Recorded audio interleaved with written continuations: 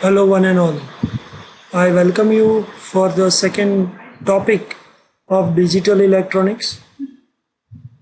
Today's topic is types of computer. Myself, Dr. Abhijit Singh Jadeja. आज हम लोग types of computer लेंगे. पहले हिस्ट्री ऑफ कंप्यूटर लिया था, जैसे कि आप स्लाइड में देख रहे हैं. एनालॉग कंप्यूटर से लेके हाइब्रिड कंप्यूटर, ये जो पहले पेट्रोल पंप के आजू बाजू में जो मशीन आता था जो डिजिटल नहीं था, उसके नंबर्स मैकेनिकल लेवल पे चलते थे. और आजकल जब हम डॉक्टर के पास जाते हैं तो जो लेटेस्ट कंप्यूटर लेवल की डिवाइस होती है वो होता है हाइब्रिड कंप्यूटर. यदि कंप्यूटर की क्लासिफिकेशन की बात करें तो पूरा कंप्यूटर का क्लासिफिकेशन सिर्फ दो कैटेगरी में हो सकता है. पहला उसका कंस्ट्रक्शन और दूसरा उसका कॉन्फ़िगरेशन. कंस्ट्रक्शन का मतलब है हम किस तरह से उस कंप्यूटर को देखते हैं, उसका साइज, उसका प्रोसेसिंग, उसका पर्पस वगैरह. कॉन्फ़िगरेशन का मतलब है उसके अंदर कौन सी डिवाइसेस यूज़ हुई है, उसका मेन ऑब्जेक्टिव क्या है और पहले उसका यूज़ क्या था और फ्यूचर में उसका एक्सपेंशन कैसे हो सकता है, उसको कहते हैं कॉन्फ़िगरेशन. तो चलिए हम सब लोग शुरू करते हैं टाइप्स ऑफ कंप्यूटर की जर्नी. पहले कंस्ट्रक्शन वाइज देखेंगे, उसके बाद कॉन्फ़िगरेशन वाइज. सबसे पहले कंप्यूटर के टाइप्स यदि देखा जाए तो on the basis of construction, जैसे कि अभी बात हुई और मेरा कर्सर मूव हो रहा है, वो तीन प्रकार के हैं: एनालॉग, डिजिटल एंड हाइब्रिड. उसमें डिजिटल की सब कैटेगरी बहुत ज़्यादा हुई और डिजिटल की वैरायटी भी ज़्यादा हुई, क्योंकि हम लोग जानते हैं कि मशीन है वो 0 और 1 की भाषा समझता है, इसलिए उसके अंदर अलग अलग संशोधन हुए. जैसे कि third generation and fourth generation में जब VLSI आईसी या प्रोसेसर आए तो डिजिटल कंप्यूटर का जो सब कैटेगरी है उसको micro, laptop, palm top, main frame, mini frame और सुपर कंप्यूटर के अंदर डिवाइड किया गया. तो वन बाय वन हम लोग लेंगे. सबसे पहले जैसे ये पिक्चर में दिख रहा है, यहाँ जो सामने दिख रहा है वो एनालॉग कंप्यूटर है. और ये जो एनालॉग कंप्यूटर है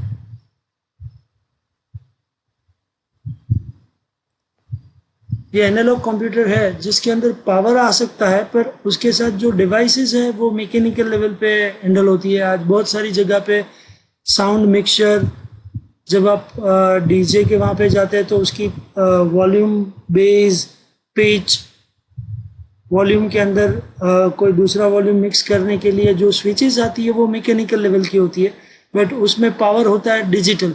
तो जो मैक्सिमम काम मैकेनिकल लेवल पे होते हैं वो एनालॉग, जिसमें कंप्यूटराइज ही हो डिजिटल, और जिसमें एनालॉग और डिजिटल का कॉम्बिनेशन हो, जो कि बहुत स्पेशल पर्पस कंप्यूटर माना जाता है. और आज डेंटिस्ट से लेके कार्डियोलॉजिस्ट से लेके कोई भी डॉक्टर ऐसा नहीं होगा जिसके पास हाइब्रिड कंप्यूटर की डिवाइसेस ना हो. तो हम लोग इस क्लासिफिकेशन को थोड़ा डिटेल में लेते हैं. आई थिंक आप समझ चुके हैं एज कंस्ट्रक्शन और purpose wise analog, digital and hybrid. Configuration wise digital को सब कैटेगरी में लिया गया और हम लोग हर एक कैटेगरी को डिटेल में लेने वाले हैं: micro, laptop, palm top, main frame, mini frame and super. The basis of construction, let me start for analog computer. जैसे कि आप पिक्चर में देख सकते हैं कि बहुत सारी स्विचेस हैं, बहुत सारे केबल्स हैं, और उस केबल को मैनेज करने के लिए जो कंप्यूटर है उसको एनालॉग कहा जाता है. इवन ये जो कंप्यूटर दिख रहा है उसको भी एनालॉग कंप्यूटर की श्रृंखला में लिया जा सकता है. पुराने ज़माने में जब टेलीफोन लाइन को जोड़ना होता था तब मैकेनिकल डिवाइस में ऐसी छोटी छोटी पिन को एक हॉल से निकाल के दूसरे हॉल में डाला जाता था, तब कॉल कनेक्ट हो पाती थी. मैं बात कर रहा हूँ बहुत पुराने ज़माने की, नियर बाय 1990 से भी पहले वाले, जब टेलीफोन की लाइन को कनेक्ट करने के लिए ऑपरेटर बिठाए जाते थे और तब जाके टेलीफोन में बातचीत होती थी. एनालॉग कंप्यूटर का उदाहरण है आपके सामने। Analog computers are designed to measure continuous electrical, physical continuous such as current, voltage, flow, temperature, length, pressure। मतलब कि इसका डिज़ाइनिंग या इसका उद्भव जो होता है वो करंट को यूज़ करने के लिए, वोल्टेज को यूज़ करने के लिए, टेम्परेचर को यूज़, लेंथ, प्रेशर। पर्पस देखा जाए तो mostly analog computer are specially purpose computer. Normally they are design to perform specific task, not multiple task. आपके पास जो मोबाइल है, स्मार्टफोन है, आपका जो लैपटॉप है, आपका डेस्कटॉप है, वो मल्टीटास्क कंप्यूटर है। बट जो एनालॉग कंप्यूटर है वो सिंगल टास्क कंप्यूटर माना जाता है।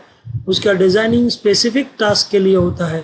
जैसे कि आप इस पिक्चर में देख सकते हैं, फ्यूल भरने का जो पेट्रोल पंप हुआ करता था पहले, जो डिजिटल नहीं था, तो उसमें नंबर्स हैं वो मैकेनिकल लेवल पे घूमते थे और इसको कहा जाता था एनालॉग कंप्यूटर। इसके की कंपोनेंट की यदि बात करें तो उसमें एम्पलीफायर होते थे और एम्पलीफायर के द्वारा ही सब कुछ मैनेज होता है। सो ये जो भी उदाहरण आपके सामने दिख रहे हैं वो एनालॉग कंप्यूटर के हैं, जिसमें पावर तो शायद इलेक्ट्रिक से मिलता हो, बट उसको यूज करने के लिए या ऑपरेट करने के लिए डिजिटल की जगह पे मैकेनिकल स्विच या बटन्स का यूज हो। एग्जाम्पल है रिस्ट वॉच, यदि वो डिजिटल नहीं है तो। कार स्पीडोमीटर, कार का एक ऐसा मतलब मैकेनिकल डिवाइस है, होता है जो आप जैसे ही स्पीड अप करते तो वो 40 में से 50, 60 ऐसा एक रोड होता है जिसको हम लोग कांटा कहते हैं, वो पूरा इंक्रीज होता जाता है जिस तरह से हमारी स्पीड बढ़ती है। तो वो एक एनालॉग कंप्यूटर ही है। Pressure, temperature, fuel, gas are also consider as analog computer.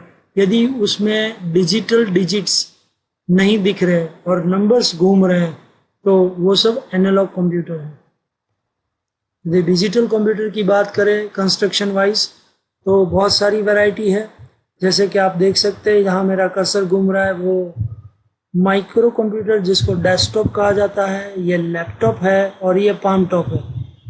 Common people मतलब कि मैं, आप और बाकी मैक्सिमम यूजर्स होते हैं जो डेस्कटॉप या पर्सनल कंप्यूटर जिसको पीसी कहते हैं, जिसका यूज़ करते हैं, वो मेजोरिटी ये 3 कैटेगरी ही है। बट इसी कैटेगरी में हम लोग micro computer, mini computer, main frame computer और सुपर कंप्यूटर को पढ़ने वाले हैं। सबसे पहले तो digital computers are design to perform daily routine task, मतलब डेली हमारे काम जो होते हैं उसमें मदद कर सके, ऐसा कंप्यूटर है जिसको डिजिटल कहते हैं। Writing letters, sending emails, perform calculation in office, creating database, store large amount of data at extra purpose. Analog computer single task था, जैसे कि यहाँ मेंशन किया गया। डिजिटल कंप्यूटर में भी आइदर स्पेशली जनरल पर्पस और most this computers are design for performing multitask. एक साथ बहुत सारे टास्क करने की कैपेसिटी डिजिटल कंप्यूटर में होती है।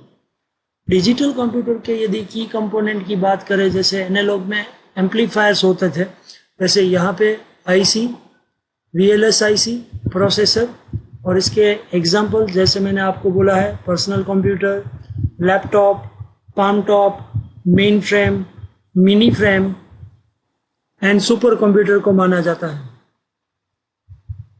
डिजिटल कंप्यूटर का मेन यूज होता है वर्ड प्रोसेसिंग, मतलब हम किसी को लेटर लिखते हैं या कोई एप्लीकेशन लिखते हैं तो उसको वर्ड प्रोसेसिंग कहते हैं। अकाउंटिंग मतलब कि if we want to enter the business transaction, credit and debit by computer, मतलब कि अकाउंट को कंप्यूटर के अंदर या कंप्यूटर की मदद से लिखना है, तो आजकल बहुत सारे सॉफ्टवेयर है, जैसे कि टैली है, मेहता जी है, मुनीम जी है, और बहुत सारे सॉफ्टवेयर आजकल पर्सनली लैपटॉप में भी है, आपके मोबाइल में भी आने लगे हैं, जिसको हम लोग ये कह सकते हैं कि डिजिटल कंप्यूटर का एक मेन यूज है अकाउंटिंग रखना, हिसाब किताब रखना, रिकॉर्ड कीपिंग।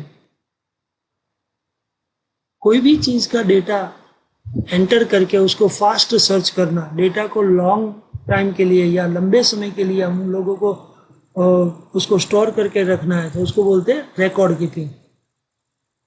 डिजिटल कंप्यूटर का यूज़ ही हम लोग कंटिन्यू कर रहे हैं। इंडस्ट्रियल यूजेस, इंडस्ट्री के अंदर स्मॉल स्केल इंडस्ट्रीज, बड़ी बड़ी इंडस्ट्रीज, लार्ज स्केल इंडस्ट्रीज के अंदर रॉ मटेरियल कितना पड़ा है, प्रोडक्शन कितना हुआ, गोडाउन में माल कितना है, आज कितना माल डिस्पैच हुआ, ये सब चीज़ का रिकॉर्ड रखने के लिए जो सॉफ्टवेयर यूज हो रहा है, सैप। स्टूडेंट्स, सैप आजकल दुनिया में बहुत छाया हुआ है। ये पूरा एक प्रकार का multitasking, multi process, multi modules system होता है, जिसमें एक फैक्ट्री का ऑनर सब कुछ देख सकता है कि रॉ मटेरियल कितना पड़ा है, कितना मटेरियल को, कितने रॉ मटेरियल का ऑर्डर देना है, रॉ मटेरियल का जो ऑर्डर दिया वो कब आया, उससे मेरे स्टॉक में क्या बढ़ा, रॉ मटेरियल में से प्रोडक्शन कितने माल का हुआ, कितने प्रोडक्ट का हुआ, कितना रॉ मटेरियल यूज हुआ, फिर गोडाउन में माल गया तो कितना गया, फिर गोडाउन से माल जिन्होंने ऑर्डर दिया है वहां तक डिस्ट्रीब्यूट करना है तो पर डे कितना माल डिस्ट्रीब्यूट या डिस्पैच होने के लिए निकला। ये सब चीज़ का ऑनलाइन डेटा मैनेजमेंट, जिसको हम लोग इंडस्ट्रियल यूज़ कहते हैं, जिसको सैप कहा जाता है, ये बहुत एक बड़ी खासियत होती है। और आजकल आईटी इंडस्ट्रीज में जॉब की संख्या भी सैप में ज़्यादा है। नेक्स्ट यूज़ है साइंस, रिसर्च एंड डेवलपमेंट। और बहुत सारी साइंस के अंदर कैलकुलेशंस होती है, कॉम्प्लिकेटेड कैलकुलेशंस होती है, मैथमेटिकल कैलकुलेशंस होती है, और मिलियंस ऑफ टाइम्स ह्यूमन से फास्ट कैलकुलेशंस कंप्यूटर कर पाता है।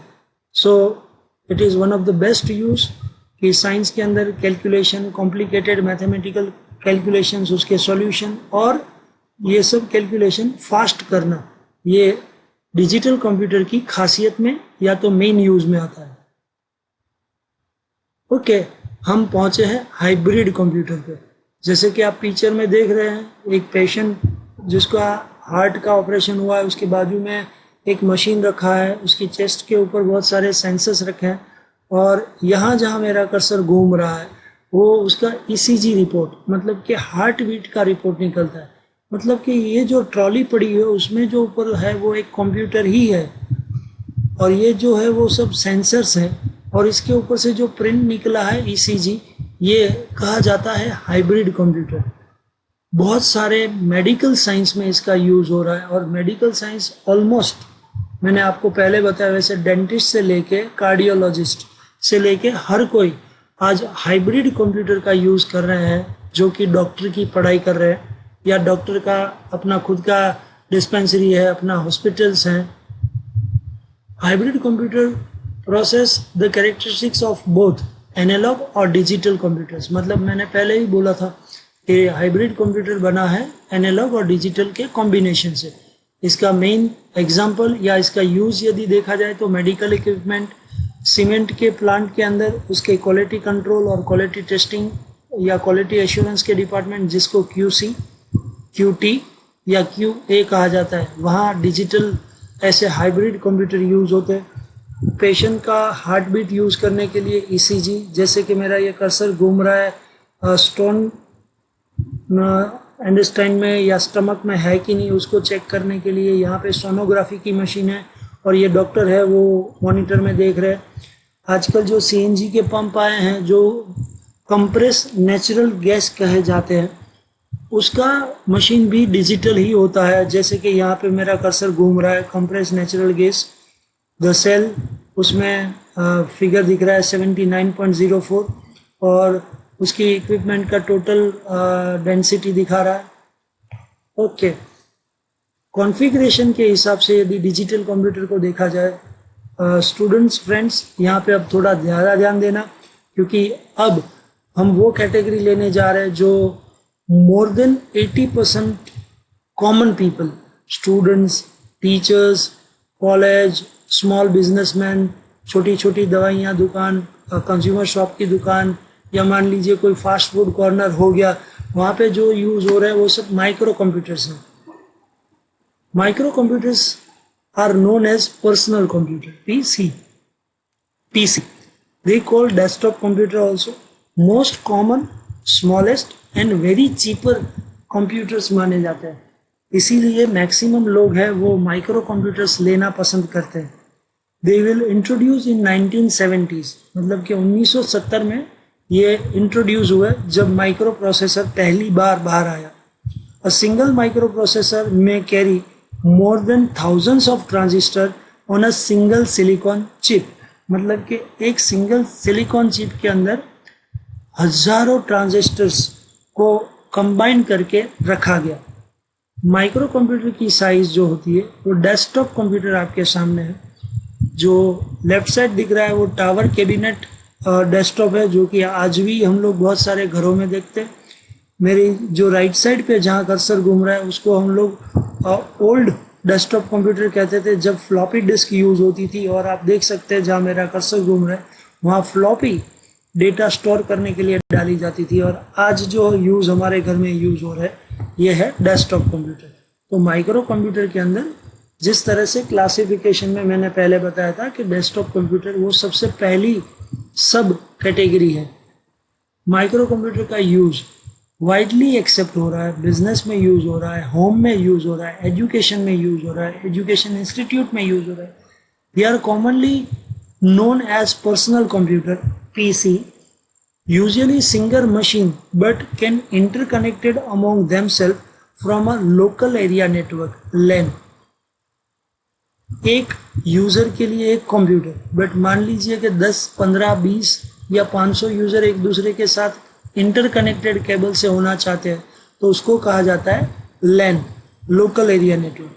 मतलब कि इस कंप्यूटर की खासियत ये है कि ये सिंगल यूजर में भी काम करता है और एक से ज़्यादा यूजर एक दूसरे के साथ यदि जुड़ गए तो भी वो मल्टी यूजर्स के हिसाब से भी काम करेगा। ओके, सेकेंड कैटेगरी हमारे में थी वो लैपटॉप थी।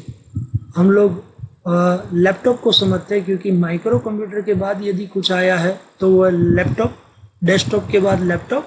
और आज बहुत सारे लोग लैपटॉप अलग अलग प्रकार के खरीदते हैं। Laptop computer are known as notebook computer, क्योंकि वो बुक जैसा साइज में होता है इसलिए उसको पहले नोटबुक कहा जाता था।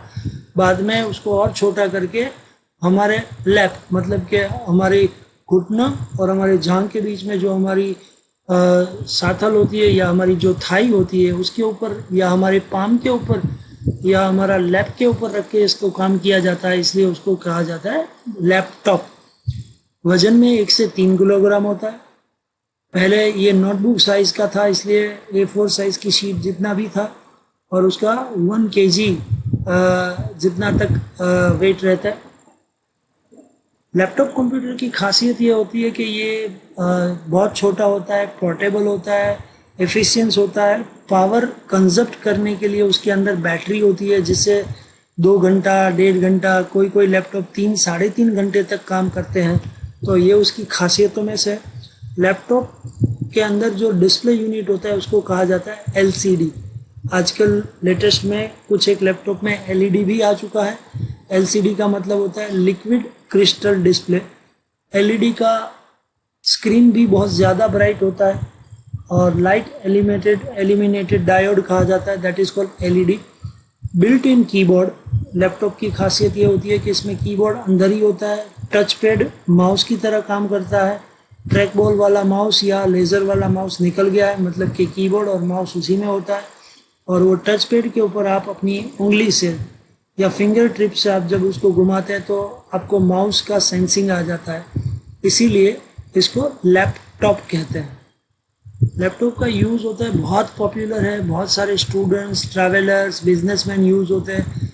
Laptops are capable for of many of same task that desktop computers can perform. मतलब कि डेस्कटॉप जो काम करता है वो सब लैपटॉप करता है। फ़ायदा ये है कि ये पोर्टेबल होता है, आप उसको उठा के कहीं पे भी ले जा सकते हैं।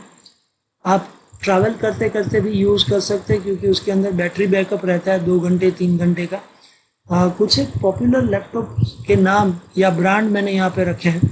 लिनोवो कंपनी है, i3, del i7, HP i5 और ये प्रोसेसर के सीरीज़ है। i3, i5 या i7 नाम के जो प्रोसेसर है उसमें भी जनरेशन आई है।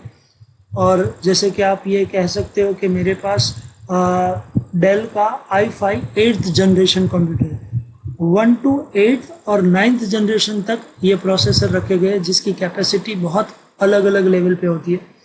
सो मेन प्रोसेसर आज जो मार्केट में चल रहे हैं वो i3, i5, i7 और उसमें भी जो लेटेस्ट जनरेशन है वो बहुत काम की है। The basic configuration of palm top, जिस तरह से हमने कॉन्फ़िगरेशन के अंदर पढ़ा था पहले, माइक्रो कंप्यूटर डिजिटल के अंदर सबसे पहले माइक्रो कंप्यूटर जिसमें हमने डेस्कटॉप लिया, उसके बाद हमने लैपटॉप लिया, अब जो है वो पाम टॉप है। पाम टॉप जैसे कि आप पिक्चर में देख रहे हैं, पहले फ़ोन या स्मार्टफोन ऐसा आता था जिसमें आज भी कोई कोई सैमसंग की ब्रांड होती है जिसके अंदर ये टच पेन भी होता है और वो पेन से आप सिग्नेचर कर सकते हैं वगैरह वगैरह। आज सैमसंग की ब्रांड के अंदर ये पेन या डिजिटल गैजेट रहता है।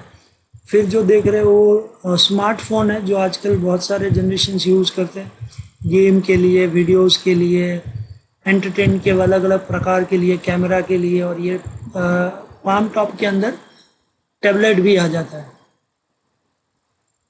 वो एक कंप्यूटर ही है, बहुत छोटा है, आपकी हथेली में आ जा सकता है, अपने हाथ में आप इजीली कैरी करके जा सकते हो। मतलब कि साइज वाइज ये लैपटॉप से भी छोटा हो गया है। प्रैक्टिस सेंट्रल फंक्शंस होते हैं, फ़ोन कर सकते हो, बुक रख सकते हो, कैलेंडर कर सकते हो, और आज इसको पाम टॉप को स्मार्टफोन का नाम दिया गया। बट उससे पहले ये जो पाम टॉप कंप्यूटर निकला था उसको नाम दिया जाता था PDA, जहां मेरा कर्सर घूम रहा है, please kindly concentrate, personal data assistant या पॉकेट डिजिटल असिस्टेंट कहा जाता था। तब उसके अंदर सिम कार्ड डालना, कॉल करना, ये सब पॉसिबल नहीं था, मुमकिन नहीं था। सिर्फ कैलेंडर, फ़ोन बुक या आपके रिलेटेड कुछ डेटा आप लेके कैरी कर सको, इसलिए उसको कहा जाता था PDA, पॉकेट डिजिटल असिस्टेंट, जिसको आज नाम दिया गया स्मार्टफोन। पाम टॉप कंप्यूटर का वर्किंग यदि देखा जाए तो उसके अंदर टच स्क्रीन होता है, नोट्स आप पेन से लिख सकते हो, बॉल पॉइंट के जैसी आप एक टच स्क्रीन, टच पेन भी यूज़ कर सकते हो। Uses: Palm top are generally popular as a communication device and among students, traveler, businessmen to every people. आज स्मार्टफोन हर एक लोगों के पास है। और यदि एक सर्वे के अंदर देखा जाए तो दुनिया में जितने लोग हैं उससे लगभग 3 गुना ज़्यादा स्मार्टफोन या स्मार्टफोन डिजिटल गैजेट्स दुनिया में अवेलेबल है। ये एक बहुत चिंताजनक बात भी हो सकती है क्योंकि लोगों की जितनी संख्या है उससे लगभग 3 गुना या 4 गुना पाम टॉप है। यस, मैं मेन फ्रेम कंप्यूटर में जाने से पहले मैं आपको थोड़ा रिवाइज करवाने के लिए पीछे ले जा रहा हूँ।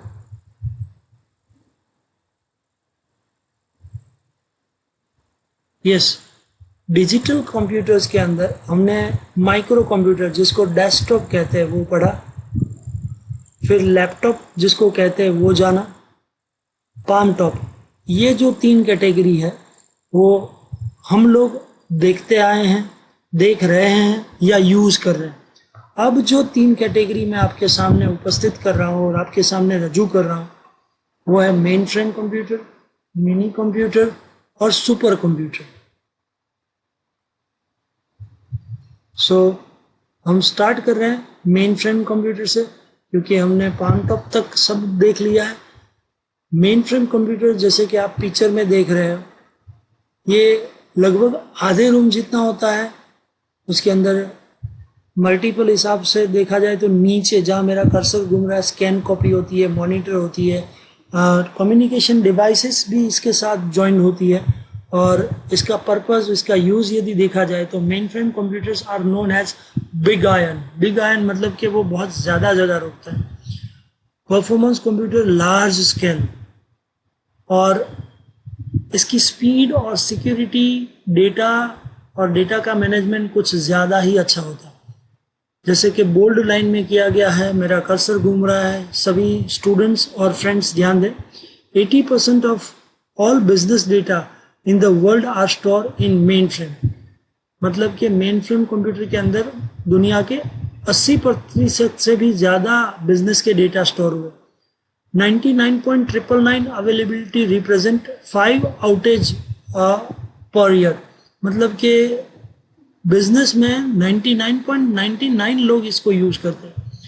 Main frame run 68 of world's production workload capacity, only 6.2 total server span.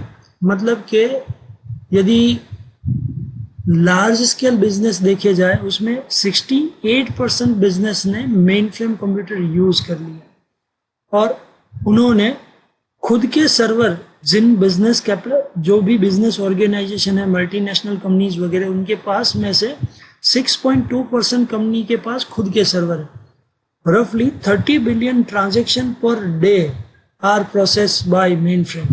ये बहुत बड़ा अचीवमेंट है जो कभी भी हमारा डेस्कटॉप कंप्यूटर, हमारा लैपटॉप कंप्यूटर या हमारा पाम टॉप जिसको हम स्मार्टफोन कहते हैं वो नहीं दे सकता, वो सिर्फ मेन फ्रेम दे सकता. जो नीचे सर्वे दिया गया है वो international survey of digital gadgets use by America का है. 100 में से 92 बैंक्स इस कंप्यूटर का यूज करती है. 25 में से 23 एयरलाइंस कंपनी, मतलब कि फ्लाइट जहां पे हम लोग फ्लाइट में जाते हैं इंटरनेशनल डोमेस्टिक, 25 में से 23 कंपनी मेन फ्रेम यूज करती है. और 10 में से 10 बिगेस्ट इंश्योरेंस और हेल्थ केयर कंपनीज इसको यूज करती ही है. सबसे बड़ी और अच्छी बात यह है कि बड़ी बड़ी कंपनियां, मल्टीनेशनल कंपनी जहाँ पे डेटा बहुत ज़्यादा होता है, यूजर्स ज़्यादा होता है, डेली डेटा का ट्रांजैक्शन ज़्यादा होता है, वो जिस कंप्यूटर को यूज़ करते हैं उसको कहते हैं main frame computer. Historically main frame computer are associated with centralised rather than distributed computing. जब हम लोग इंटरनेट पे काम करते हैं तो वो डिस्ट्रीब्यूटेड डेटा मैनेजमेंट करता है क्योंकि आपका डेटा विश्वव्यापी पे ले जाता है, पूरे विश्व में फैला देता है. बट मेन फ्रेम कंप्यूटर है वो कुछ अलग कर रहा है. जो अलग अलग डेटा आ रहा है उसको सेंट्रल में या उसके सेंट्रल ऑन सर्वर में उसको मैनेज कर रहा है. इसलिए यहाँ लिखा गया है कि पहली 3 कैटेगरी जिसको माइक्रो, लैपटॉप या पामटॉप कहते थे वो डिस्ट्रीब्यूटेड कंप्यूटिंग कहा जाता था. मेन फ्रेम ने सेंट्रलाइज किया. Usually large expensive computers, thousands of user can work at a time in a mainframe computer. मतलब कि ये बहुत महंगा है, हजारों लाखों लोग इस पे काम कर सकते हैं.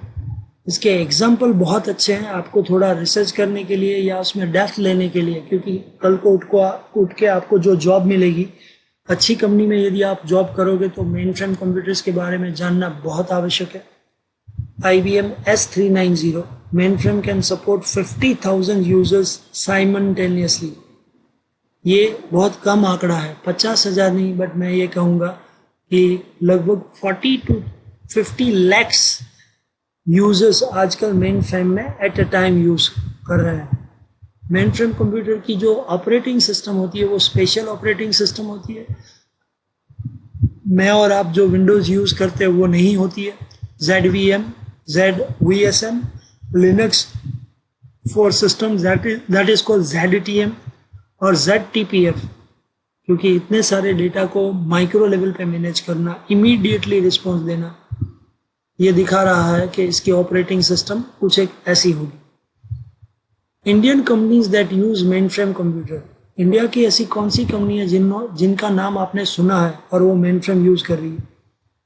Bajaj Alliance, HCL, HDFC bank, Infosys, L&T, reserve bank of India, Tata steel, TCS, Wipro, बाकी कैप जेमिनी है, CTS है, सीमेन है, साइंटिक है, IBM है.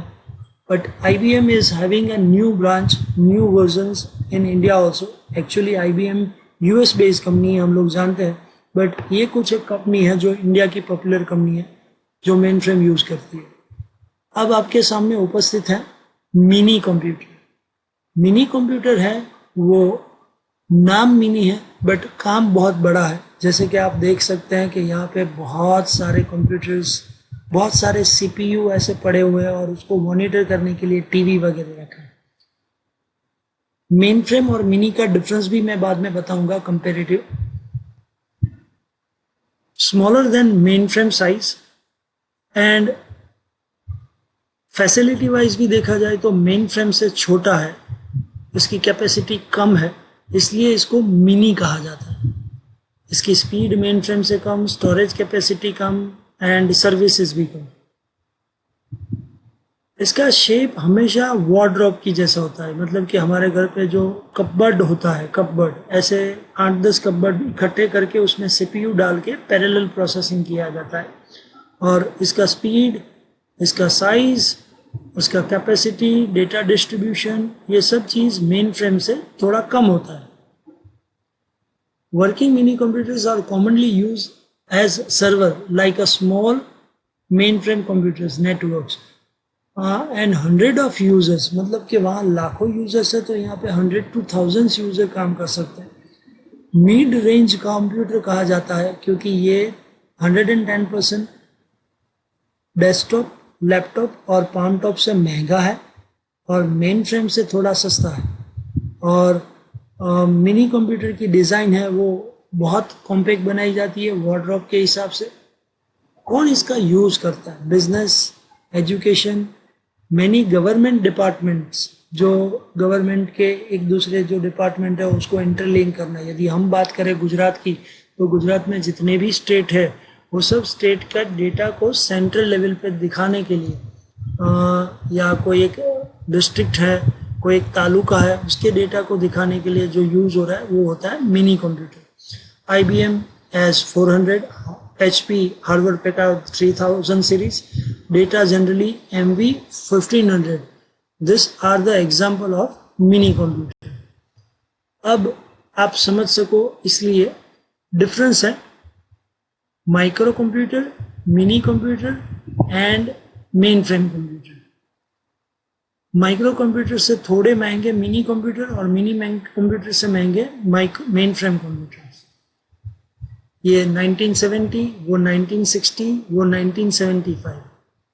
इसकी स्टोरेज कैपेसिटी GB में, इसकी स्टोरेज कैपेसिटी TB में और इसकी स्टोरेज कैपेसिटी PB में, मतलब कि पिकाबाइट, या हम लोग ये कह सकते हैं कि दैट इज कॉल्ड गीगाबाइट जो होता है, उससे भी आगे हम लोग टर्म पढ़ेंगे, दैट इज कॉल्ड पिक्साबाइट भी कहा जाता है, तो that is PB। Memory size in जो उसकी मेमोरी होती है वो मेगाबाइट में होती है, इसकी मेमोरी होती है वो GB में, गीगाबाइट में होती है, और इसकी मेमोरी भी GB में होती है। ये बहुत स्मॉल साइज में होता है, माइक्रो कंप्यूटर से ये बड़ा होता है और ये सबसे बड़ा होता है। इसकी कॉस्ट भी आप देख सकते हैं ग्रेजुअली बढ़ रही है, 500 से 5000, 18,000 से 5 lakhs, और ये 5 lakhs से 5 million lakhs तक जाता है। होम में, ऑफिस में, पर्सनल में, एजुकेशन में। It is use in A business, small business, बड़ा बिजनेस नहीं कह सकते हम लोग, और कुछ एक गवर्नमेंट डिपार्टमेंट में यूज होता है। ये large organisation, multinational companies use करती है। IBM PC, एप्पल मशीनटोस वगैरह एग्जाम्पल है। इसके एग्जाम्पल में जैसे पहले बताया उससे अलग है। VAX 8800, MV 1500, example are IBM 370 और NEC। भैया सबसे ताकतवर कंप्यूटर जो कोई है डिजिटल में वो है सुपर कंप्यूटर। आप ये एनिमेशन देख के समझ गए होंगे, यस माय डियर स्टूडेंट्स, और ये जो लोगो है वो हम लोग जानते हैं नासा, अमेरिका। जब सैटेलाइट से डेटा का कम्युनिकेशन करना हो, सैटेलाइट से डेटा लेना देना हो, और वो सब चीज़ यदि हमको मैनेज करनी है तो उसके लिए सुपर कंप्यूटर ही एक ऑप्शन है। हम गूगल मैप में जाते हैं, कहाँ ट्रैफिक ज़्यादा होता है, गूगल मैप खुद जो ऐप है वो सुपर कंप्यूटर से जुड़ी हुई है माय डियर फ्रेंड्स। हम वेदर फोरकास्ट में जानना चाहते हैं कि कल बारिश होगी या नहीं, कल कितनी ठंड होगी, कल कितनी धूप होगी।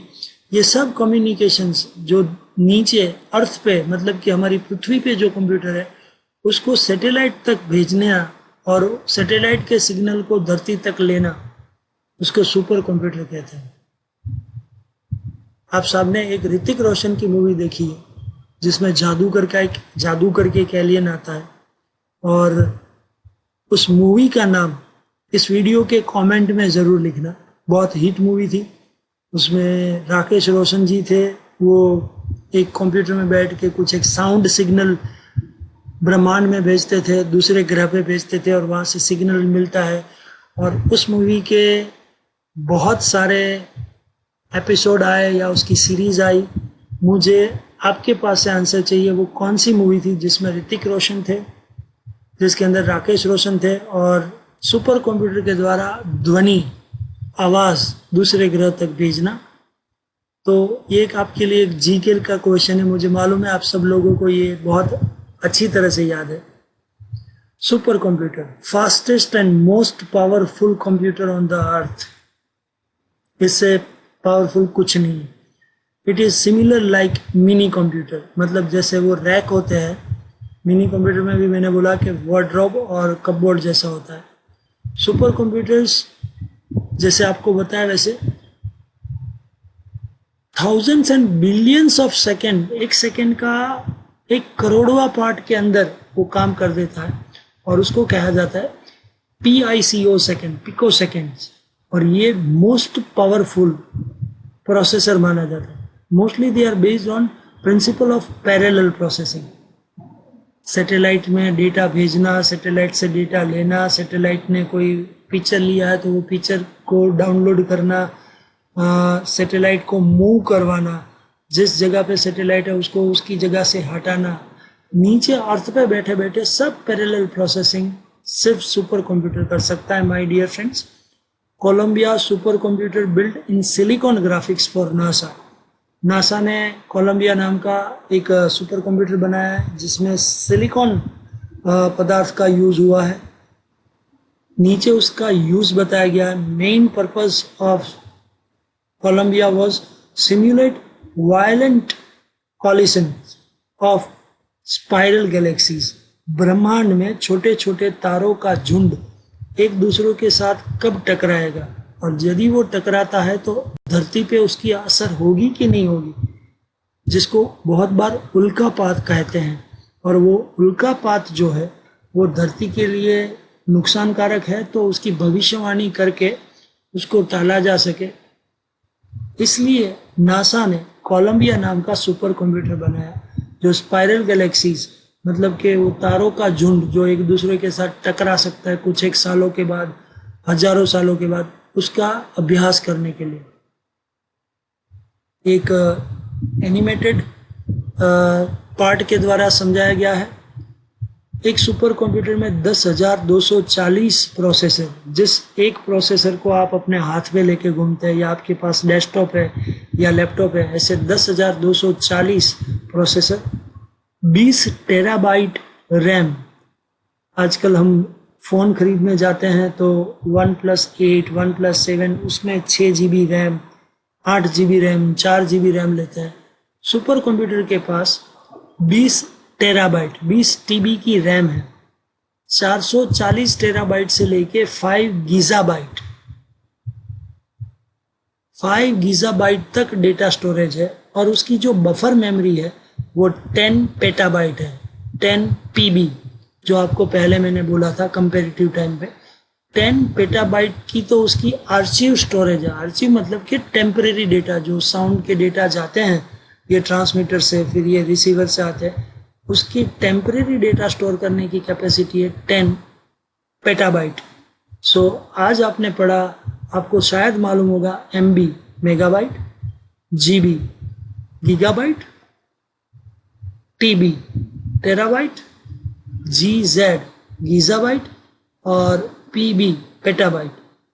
Super computers are normally used in large organization, research laboratories, aerospace centers, space centers, automatic plants where high performance and speed is required. India ने बनाया है परम 10,000, ये इंडिया का खुद का सुपर कंप्यूटर है। क्रे 1, क्रे 2, XMP, साइबर 205 एंड कोलंबिया, ये जो नाम आपके सामने है ये सब सुपर कंप्यूटर के नाम हैं। तो भैया आप लोगों ने पढ़ा analog computer, hybrid computer, digital computer को आपने कॉन्फ़िगरेशन वाइज पढ़ा। अब बारी है सेल्फ लर्निंग असाइनमेंट या सेल्फ लर्निंग असेसमेंट, जिसको मैं SLA कहता हूँ। और आपके सामने ये असाइनमेंट के क्वेश्चंस है जिसको आपको रिपीट करना है, राइट करना है, रेफरेंस में से, वीडियो में से सीख लेना है, या आप इंटरनेट की मदद ले सकते हैं. Difference between analog and digital, analog and hybrid computer, digital and hybrid computer, and micro versus main frame computers. तो आपको ये 4 तफावत लिखने हैं जिसको डिफरेंस कहते हैं. आपकी अभ्यास को थोड़ा और रसप्रद बनाने के लिए मैंने एक शॉर्ट नोट दी है आपको सुपर कंप्यूटर की, क्योंकि सब लोगों को ISRO, Indian space research organisation, NASA, अभी जो टाइम चल रहा है कोविड-19 का, उसके लिए जो फार्मा कंपनीज अपना रिसर्च कर रही है और एक देश दूसरे देश तक अपना रिसर्च पहुंचा रहा है, डेटा पहुंचा रहा है, सुपर कंप्यूटर की ज़रूरत है. तो सुपर कंप्यूटर की एक शॉर्ट नोट बहुत इंटरेस्टिंगली आप बनाओ, थोड़ा डेप्थ स्टडी करो सुपर कंप्यूटर के लिए, और थोड़ी छानबीन करो, इंटरनेट का यूज़ करो और उसकी शॉर्ट नोट बनाओ. Real life example of analog computer. आपने अपनी डेली लाइफ में एनालॉग कंप्यूटर कहाँ देखा है? ऐसा मशीन जो पावर तो लेता है इलेक्ट्रिक, बट उसकी प्रोसेस के अंदर कहीं स्विचेस हो, कहीं बटन्स हो, कहीं कोई कैलकुलेशन के लिए कोई रोटेशन होता हो, जैसे कि पहले पेट्रोल पंप का मशीन वगैरह में था. फिर आपको लेना है real life example of main frame computers. आपने मेन फ्रेम कंप्यूटर्स, मैंने जो उदाहरण दिया उसके सिवा कहाँ देखा है, या कहाँ मेन फ्रेम कंप्यूटर यूज हो सकता है, उसके रियल लाइफ एग्जांपल. हर बार हमारे असाइनमेंट में होते हैं वैसे कुछ एक फुल फॉर्म है. पीसी का फुल फॉर्म ढूंढो, वीडियो में मिल जाएगा. सीपीयू स्कूल लेवल पे आपको मालूम है, जिसको ब्रेन ऑफ कंप्यूटर कहते हैं, वो RAM, RAM, LAN, LCD, PDA. तो टाइप्स ऑफ कंप्यूटर या क्लासिफिकेशन ऑफ कंप्यूटर हम लोग यहीं पे ख़त्म करते हैं. Analog, digital, hybrid. और कॉन्फ़िगरेशन वाइज देखा जाए तो डिजिटल कंप्यूटर्स के जो 6 प्रकार थे वो भी मैंने आज ले लिए. माइक्रो कंप्यूटर मतलब कि डेस्कटॉप, लैपटॉप, पाम टॉप, आम आदमी, मैक्सिमम लोग यूज़ करते हैं, हम सब लोग परिचय है ये तीनों कैटेगरी से. मेन फ्रेम, मिनी और सुपर कंप्यूटर, ये जो पीछे की 3 कैटेगरी थी वो स्पेशल पर्पस है, जो भी मैंने आप लोगों को समझाया. इसी के साथ टाइप्स ऑफ कंप्यूटर पूरा करते हैं. Bhulabhai Patel college of computer studies of BCA, जो कि एफिलेटेड है KSV यूनिवर्सिटी, कड़ी सर्व विश्वविद्यालय, गांधीनगर, गुजरात से. उस यूनिवर्सिटी और उस इंस्टीट्यूट में से डॉक्टर अभिजीत सिंह जडेजा, जो ये वीडियो बनाया हूँ, मतलब कि मैं आप लोगों का शुक्रिया अदा करता हूँ, थैंक यू कहता हूँ, क्योंकि आपने ये पूरा वीडियो शांति से देखा, समझा. इस वीडियो को प्लीज़ प्लीज़ प्लीज़ लाइक करें, कमेंट करें, शेयर करें, सब्सक्राइब करना ना भूलें. सब्सक्राइब करते समय ये जो बेल आइकन है वो दबाएं, ताकि मैं नेक्स्ट कोई भी वीडियो अपलोड करूं तो आपको उसका तुरंत नोटिफिकेशन आए. Once again thanks for watching. और हर बार जैसे मैं बोलता हूँ वैसे इस वीडियो को अच्छी तरह से ध्यान से सुनो, समझो, पढ़ो, असाइनमेंट करो, और उसके बाद कोई भी क्वेरी होती है, कोई भी क्वेश्चन होता है, तो आप इस वीडियो के कमेंट बॉक्स में आप अवश्य लिख सकते हैं. इस वीडियो के बारे में आप अपने अभिप्राय, कॉम्प्लीमेंट्स दे सकते हैं. Thank you so much one and all to being with me to learn the types of computer. History of computer की सीरीज में BCA 105 सब्जेक्ट में डिजिटल इलेक्ट्रॉनिक्स में ये हमारा दूसरा लेक्चर था. Stay home, stay safe. Thank you so much. Be careful. Once again, stay home, stay safe.